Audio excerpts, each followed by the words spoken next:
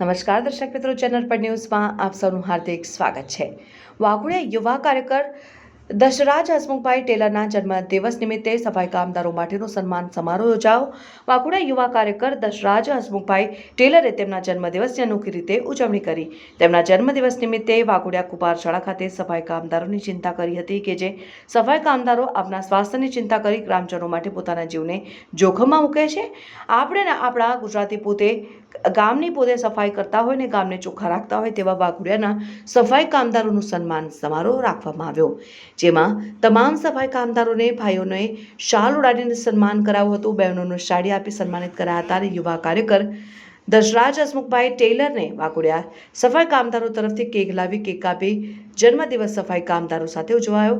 સાથે સાથે ઉપસ્થિત પત્રકારોનું પણ સન્માન કરી અનોખી રીતે જન્મદિવસની ઉજવણી કરવામાં આવી, જેમાં વાઘોડિયા વહીવટદાર મામલતદાર શ્રી વાઘોડિયા, વડોદરા જિલ્લા ભાજપ મંત્રી હરિભાઈ પટેલ, વાઘોડિયા ભારતીય જનતા પાર્ટી કાર્યકરો અને યુવા કાર્યકરોની ટીમ સફાઈ કામદારો મોટી સંખ્યામાં હાજરી આપી હતી।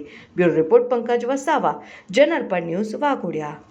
મારા જન્મદિવસ નિમિત્તે વાઘોડિયાની સ્વચ્છતા અને પ્રભુતા જળવાઈ રહે એના માટે જે સફાઈ કર્મીઓ છે, આજે મારા જન્મદિવસ નિમિત્તે મને એક એવો વિચાર આવ્યો કે એમનું માન ને સન્માન જળવાઈ રહે, કારણ કે અત્યાર સુધી વાઘોડિયા તાલુકાની અંદર એમની લગભગ બીજીથી ત્રીજી પેઢી કામ કરી રહી છે, પણ અત્યાર સુધી એમનું સન્માન કરવામાં આવ્યું નથી। જે મને આજે મારા જન્મદિવસ નિમિત્તે એક વિચાર આવ્યો કે એમનું સન્માન કરું, એટલે હું અને મારા તમામ મિત્રો ભેગા થઈને એમનો સન્માન સમારોહ રાખ્યો અને એમનું સન્માન વાઘોડિયા કુમાર શાળા ખાતે આજે મારા જન્મદિવસની ઉજવણી કરી।